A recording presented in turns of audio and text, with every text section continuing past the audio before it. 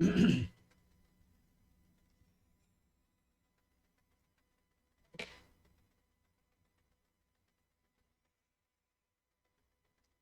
bien, queridos hermanos, de nuevo estoy con vosotros. La última vez que estuve fue en el mes de febrero, creo recordar, de hace 2 años, a un mes de que se declarase la pandemia. Desde entonces es la primera vez que salgo de una manera presencial como ahora. Y es que, claro, tenía un compromiso con Paco. El año pasado estuve con vosotros, pero a través del Zoom. Y ahora estoy presencialmente. Digo que tenía un compromiso con Paco porque, claro, vosotros, igual que otras iglesias, sois un tanto especiales. No voy a salir demasiado, ¿eh? No es mi intención salir demasiado presencialmente. Sois una de las 6 iglesias que en el año 89, hace ya 33 años, el 21 de enero, nos encomendasteis a la obra del Señor. Manuel, Paco y otros muchos se acordarán de aquel día que se celebró en la iglesia en calle Magallanes, en Santa Coloma de Gramenet. Luego entonces el vínculo nuestro con vosotros es un poco especial. Y os queremos dar las gracias pues por vuestra decisión, por vuestra fidelidad a través de todos estos años y por haberos conocido un poco más de cerca. Dicho lo cual, vamos a pasar, y además no es un cumplido, como solía decir Pablo muchas veces, el Señor me es testigo. No es ningún cumplido. Dicho lo cual, vamos a pasar pues al mensaje de la palabra. Quiero comenzar destacando que estamos viviendo unos tiempos difíciles. Son unos tiempos que hasta nos generan en ocasiones una cierta perplejidad, como también le generaban a Habacuc en su profecía. Perplejidad y confusión. Como nunca antes, a nuestro alrededor hay muertes, hay enfermedades, hay depresiones y hasta suicidios. Últimamente estamos sabiendo por los medios de comunicación que especialmente en la juventud se están dando muchos suicidios porque no encuentran sentido a la vida. No saben de dónde nos ha venido todo esto que se nos ha echado encima. No tienen perspectivas de futuro y entienden que el mejor camino es el del suicidio. Las estadísticas dicen que han aumentado mucho en estos 2 años. Hoy mismo el programa nuestro de televisión, como el del día pasado, los que lo hayáis visto, habréis visto a los jóvenes allá, a los jóvenes hablando pues del vacío que hay, ¿verdad que sí? En mucha parte de nuestra juventud. Ahora, la pregunta que nos debemos hacer es la siguiente. La enfermedad, incluidos los problemas emocionales, es siempre, y recalco lo de siempre, es siempre causada por el pecado. Porque hay algunos, como muy bien apuntaba de una manera bastante prudente en su intervención Manuel, hay algunos que más o menos van por esta dirección. Es siempre causada por nuestro pecado. ¿Y qué duda hay de que hay pecado cuando nunca lo hubo? O si no es cuando nunca lo hubo de una manera muy grande, ¿verdad? Sí. Esta afirmación responde a la supuesta teología de la retribución. Sí, hay una teología moderna que es la de la retribución o la de la siembra y la cosecha. Y se apoya de alguna manera, entre otros textos, en las palabras del apóstol San Pablo en Gálatas capítulo 6. Todo lo que el hombre sembrare, eso también segará. Y por supuesto no vamos a negar que esto no está inspirado por el Espíritu Santo. Yo ahora viniendo por la carretera, a la que salía de Granollers para aquí, íbamos 3 o 4 coches. Y ha venido un coche, bueno, un ruido, los de la Fórmula 1 o 1 de hoy quisieran cogerlo. No es que nos haya adelantado, es que ni lo hemos visto la estela. ¡Uy! Ese iba mucho más de 200. ¿Dónde va a parar? No sé si esto lo podrás repetir muchas veces, porque ya sabéis que normalmente esta gente es la que cae muy especialmente en los fines de semana. Todo lo que el hombre sembrare, eso también segará. Por supuesto que en este sentido sí que está muy claro que funciona esto de la ley de la retribución de la siembra y de la cosecha. En cuanto al tema que acabo de adelantar, primeramente la ponen en práctica los amigos de Job. Cuando aquellos 3 amigos, y Dios nos libre de estos amigos, más vale quizá que tengamos enemigos, porque a estos los vemos venir y los conocemos, pero a este tipo de amigos no los conocemos. Cuando estos 3 amigos se encaran con Job, haciendo gala de esta teoría, le dicen, tú lo estás pasando mal, ¿eh que sí? Te ha venido una grave enfermedad, se te ha muerto parte de la familia, parte de la herencia, animales, etcétera, etcétera. Pues mira, te vamos a decir una cosa. Dios te ha castigado menos de lo que tu iniquidad merece. Porque ellos asociaban las desgracias con algún pecado oculto que no estaba siendo confesado. Esta teoría, posteriormente el Señor la denunciaría como errónea y la desaprobaría. Cuando vamos al final del libro de Job, capítulo 42, Dios, bastante enfadado, les dice, no habéis hablado de mí lo recto. Cuando habéis dicho de que yo lo he castigado menos de lo que merece, no estoy de acuerdo, por favor. Yo tengo mis planes en cuanto a él y los he puesto en práctica.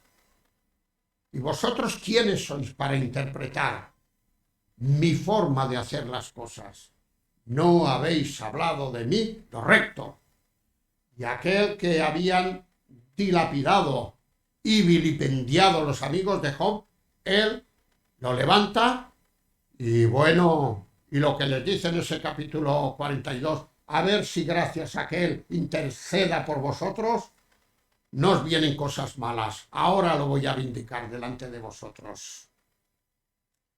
Por supuesto que estos 3 amigos para nada tienen en cuenta el principio paradójico que ocurre muchas veces en un mundo como en el que estamos, que está lleno de contradicciones y de injusticias.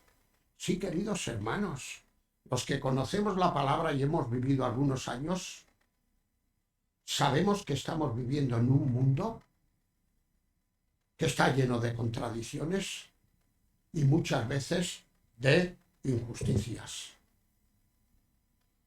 El Eclesiastés lo dejará muy claro.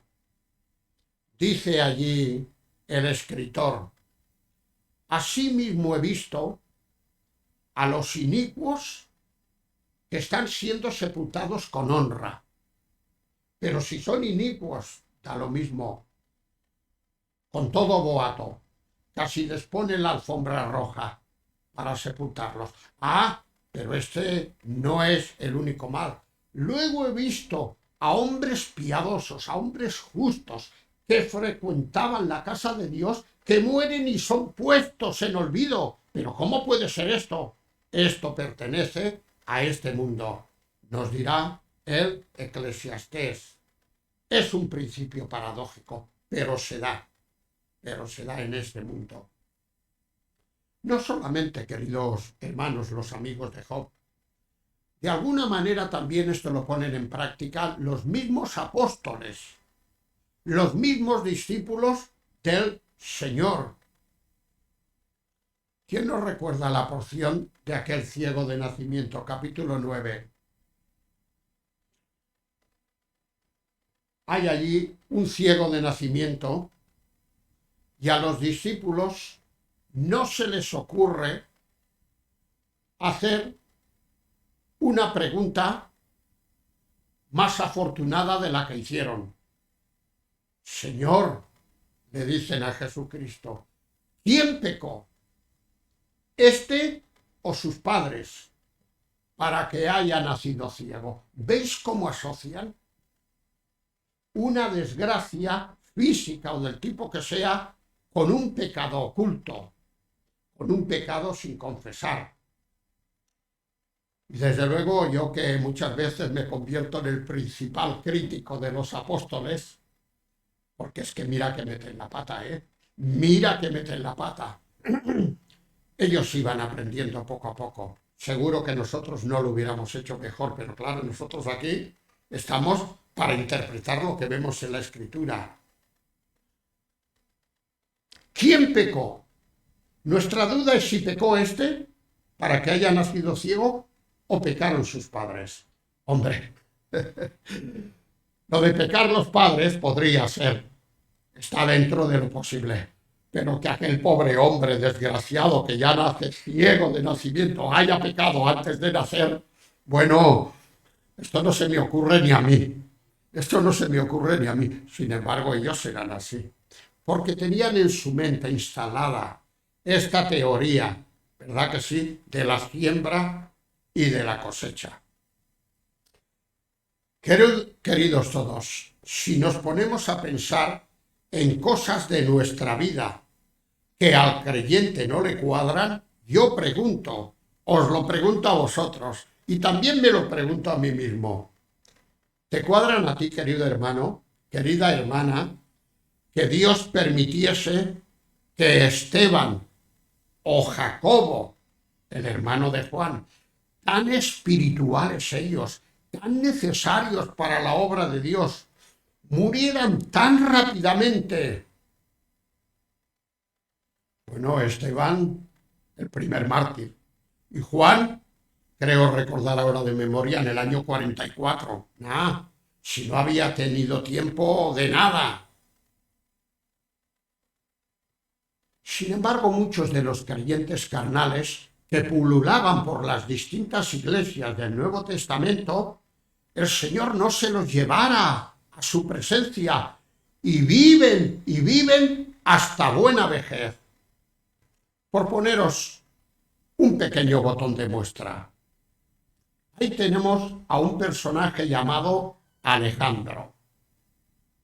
En la primera carta del apóstol San Pablo a Timoteo, capítulos 1, 19 y 20, vemos que este Alejandro tiene que ser puesto fuera de comunión por el apóstol, por lo que hace. Pero luego, para nuestra sorpresa, en la segunda carta, cuando han pasado ya algunos años, capítulo 4, versículos 14 y 15, todavía vemos a este Alejandro vivito y coleando, y además causándole grandes males al Señor. ¡Buah! Fue el enemigo más grande que tuvo el apóstol San Pablo en aquel entorno. Pero ¿cómo puede ser esto? Que este personaje, Pablo, se haya tenido que encarar con él en la primera carta y después de algún tiempo todavía siga vivo y no te lo has llevado ya a tu presencia o donde vaya, porque estos personajes yo ya no sé si son o no son. ¿Cómo puede ser? Y que encima esté haciendo una batalla campal y una lucha sin tregua contra mí. ¿Cómo puede ser esto, Señor? Posteriormente, el mismo Señor Jesucristo dejaría bien claro que no siempre existe una causa-efecto en estas materias, por mucho que sea el pensamiento predominante de una gran mayoría. Sí, no siempre son las cosas como parecen. Un nuevo ejemplo que voy a leer. Es el Señor Jesucristo quien está hablando. Respondiendo Jesús les dijo: ¿pensáis que estos galileos, porque padecieron tales cosas, eran más pecadores que todos los galileos? Os digo no. Antes, si no os arrepentís, todos pereceréis igualmente. Otro ejemplo más. O aquellos 18 sobre los cuales cayó la torre en Siloé y los mató. 18, ¿eh? ¿Pensáis que eran más culpables que todos los hombres que habitan en Jerusalén? Os digo, no. Antes, si no os arrepentís, todos pereceréis igualmente. Sí, queridos hermanos, no siempre, a veces sí, pero no siempre existe una causa-efecto, ¿verdad que sí? Y si hemos pensado en esto durante algún tiempo, ya es hora que lo vayamos desterrando de nuestras mentes.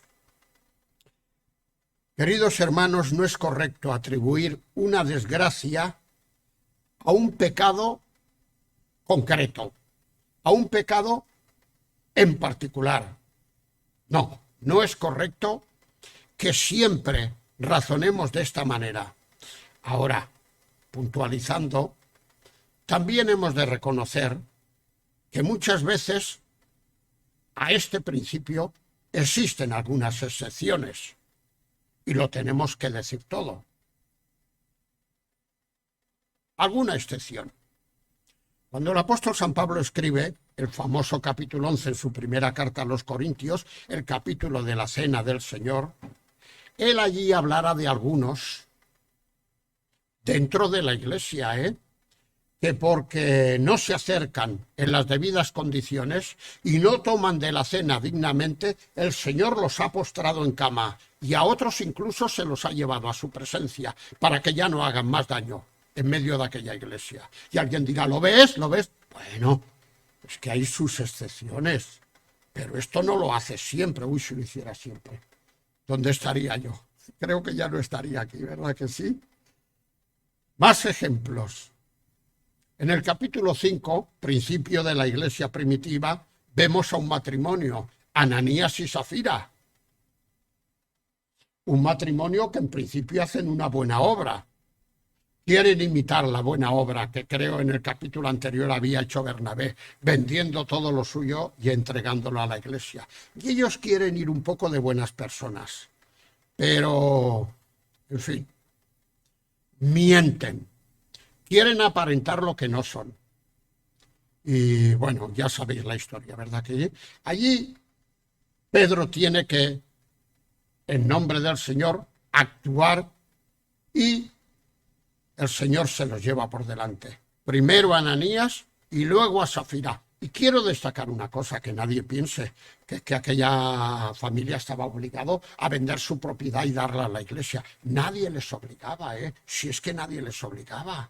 Incluso podrían haberla vendido y no haber dado ni un duro, o haber dado una parte, pero eso sí, el problema está el de la mentira. Y decir, pues bueno, si la hemos vendido por 8, vamos a dar a la iglesia para sus necesidades 4 y no pasa nada. El problema estaba en la simulación.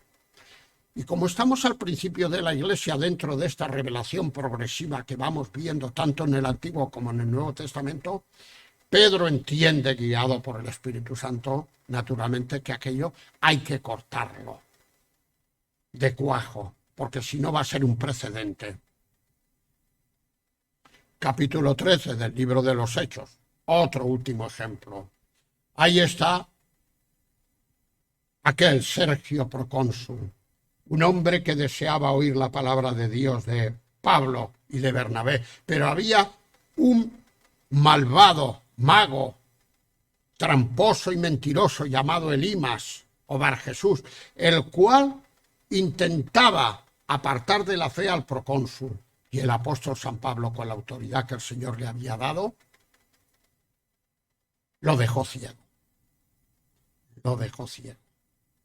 Por lo tanto, hay excepciones, pero como regla general no es correcto atribuir siempre una desgracia a un pecado en particular. Alguien ha dicho, y no con poca razón, ¿cuántos pecados existen sin enfermedad? Muy pecadores, pero no les viene ninguna enfermedad de parte del Señor. ¿Y cuántas enfermedades existen cuando no hay pecado en la persona? Pues sí, esto es así. Nuestro querido Pablo Martínez, conocido por todos nosotros, escribe: yo tengo miedo de aquellos hermanos cuya espiritualidad es tan grande que los hace menos humanos. Un poco irónicamente expresa esto, ¿verdad que sí? Yo tengo miedo de aquellos hermanos cuya espiritualidad es tan grande, ya están, casi son más espirituales que Dios. Que resulta que ya es que han desaparecido de este mundo. Cuidado con esto, ¿verdad que sí? Sería más correcto pensar que todo tipo de desgracias personales y todo tipo de problemas humanos tienen como origen el pecado. No un pecado, sino el pecado, pero no un pecado concreto. Entonces, Manuel ha leído la porción de Romanos 5, la de los dos Adanes. Y ahí en el versículo 12, el apóstol empieza de esta manera. El pecado entró en el mundo por un hombre, Adán, y por el pecado la muerte, etcétera, etcétera, etcétera, hasta el versículo 21 que termina esta porción. El pecado, ¿verdad que sí? Yo paso a preguntar, ¿qué pecado pensáis, queridos hermanos y hermanas, que cometió Timoteo que justificara sus frecuentes enfermedades? Cuando el apóstol San Pablo se dirige a él en la primera carta 5:23, le dice que tome un poco de vino a causa de sus frecuentes enfermedades. Un poco de vino. Parece ser que esto iba bien para alguna enfermedad que tenía Timoteo. Un poco, ¿eh? Un poco. Algunos dicen, bueno, yo tomo un dedo, solo tomo un dedo. Y uno pregunta, ¿pero el dedo cómo es? ¿Así o así? Un poquito de vino, ¿eh? ¿Qué pecados? Sigo preguntando. ¿Qué pecado cometió el apóstol San Pablo que justifique aquel desquiciante aguijón en la carne que tenemos en su segunda carta a los Corintios, capítulo 7? Hasta 3 veces le había rogado al Señor. Fue algo que lo llevó de cabeza durante parte de su ministerio. Y al final el Señor le tiene que decir, mira, Pablo, bástate mi gracia. Tú podrías tener un ministerio más positivo si yo te quitase este aguijón. Pues sí, me librarías de una carga. Pues mira, ¿sabes qué? Lo voy a hacer de otra manera. Vas a seguir con el aguijón, pero te voy a dar la gracia suficiente para que lo lleves adelante. Al fin y al cabo, la conclusión es la misma, pero claro, nosotros siempre queremos ser librados de padecer. Acerca de esto, alguno de nosotros encontraríamos suficientes razones para abandonar el ministerio que el Señor nos ha encomendado y cuidarnos a nosotros únicamente. cuidar de nuestra salud. Mira, a mí me ha venido esto, pues me quedo en casa, me olvido ya de todo, el trabajo ya lo harán otros que tengan mejor salud que yo, etcétera, etcétera. Sin embargo, queridos hermanos, Pablo no lo hace así. Pablo sigue adelante. Y aquí tenemos una pauta a seguir, porque creo que cada uno de nosotros tendremos alguna enfermedad. Y los que ya hemos entrado en años, yo prefiero deciros las que no tengo o las que tengo. No, más bien las que no tengo, porque las otras creo que las tengo todas y vosotros las conocéis. 5 o 6 cosas que ya no tienen solución. Pero bueno, cada día le pido al Señor nuevas fuerzas, no solo para no negarlo, sino para en estos últimos años de la vida trabajar, si cabe, más y mejor que había trabajado antes, cuando no tenía estas enfermedades. Más ejemplos. ¿Qué pecado pensamos que cometió Epafrodito? A no ser, y esto lo digo con una cierta ironía, a no ser su anegado servicio a favor de Pablo. ¿Qué pecado tenía o había cometido él para padecer una grave enfermedad de la que estuvo a punto de morir? Filipenses capítulo 2 y versículo 27. Dice Pablo que estuvo gravemente enfermo a punto de morir, y todo para hacer un viaje muy largo y llevar una ofrenda a favor del apóstol San Pablo. Pero hombre, Epafrodito, por favor. Creo que no había cometido ningún pecado. Ya que hemos arrancado de Job, ¿qué pecado había cometido Job para que le apareciese aquella sarna que incluso le hacía desear la misma muerte? Si leyéramos el capítulo 2 y el capítulo 3 veríamos qué expresiones tiene Job. Vale que en algún momento también, como diríamos ahora familiarmente, se le va la olla, desbarra, pero bueno, porque él no entendía los planes de Dios en cuanto a su vida, y en su mente no le cuadraba un hombre tan íntegro como él, que lo reconoce el Señor en el mismo capítulo 1, que no había otro en la tierra como él, con todas las desgracias que le habían venido. Él no lo entendía, pero luego cuando lo entendió, le pidió incluso perdón al Señor. ¿Dónde dejamos aquella ley natural que vemos en 2 Corintios 4:16? Ahí Pablo dice que nuestro hombre exterior se va desgastando. La vida pasa factura. Yo me acuerdo cuando corría por los campos de fútbol, porque sabéis que yo era futbolista, y a veces no contento con jugar un partido al día, jugaba 2, uno por la mañana y otro por la tarde. Y aún me sobraban energía y ahora no puedo andar 2 pasos sin la garrota. Claro, es que la vida pasa su factura. Nuestro hombre exterior se va desgastando. Pero luego está el hombre interior, el nuevo hombre, y este se va renovando de día en día, como le pasaba a Pablo. Ya el hombre estaba muy... Sin embargo, en la parte interior, pues cada día mejor. Ya que estoy hablando de Pablo, según los entendidos, en Pablo al final de su ministerio aparecen estos sentimientos de soledad y hasta de una cierta queja. No vamos a negarlo, no pongamos también a Pablo en un pedestal y lo hagamos casi más santo que el mismo Dios, ¿no? Pablo también tenía sus cosas, como Pedro, como Juan, como cada uno de nosotros. Vemos al final de su vida unos sentimientos de soledad y hasta de una cierta queja y de una cierta frustración.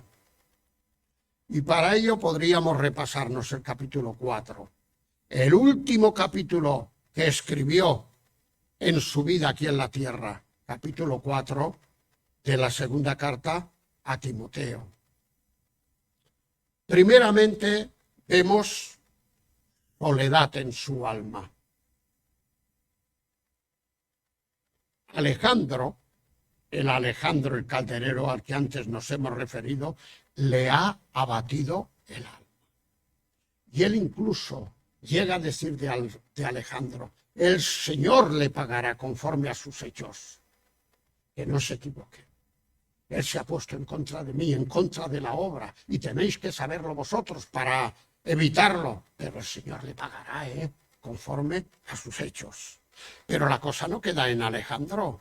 Luego tiene a Demas, que anteriormente había sido colaborador de él, pero que ahora se lo ha repensado y dice, tenéis que saber que Demas me ha desamparado amando más este mundo. Eso no quiere decir que no fuera creyente, Cuidado. No afirmemos lo que la palabra de Dios no afirma. Tampoco digo que no fuera, pero a veces somos muy rápidos en descalificar a la gente. Demas me ha desamparado amando más este mundo. Si frustrante era lo de Alejandro y lo de Demas, creo que finalmente lo que voy a citar ahora, por lo menos para mí, era más frustrante todavía. Él dice ahí, en mi primera defensa, ninguno estuvo a mi lado.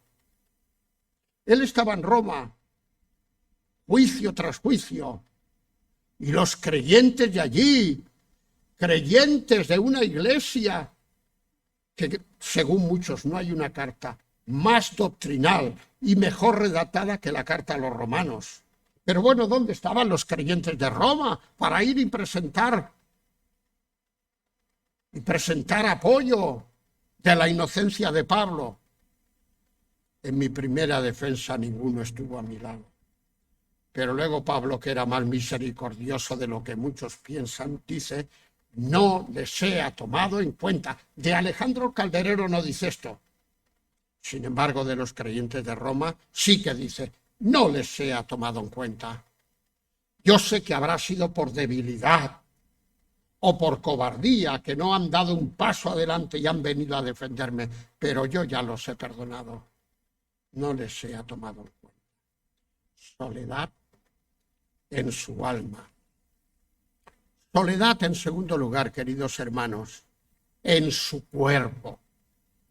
Sí, soledad en su cuerpo.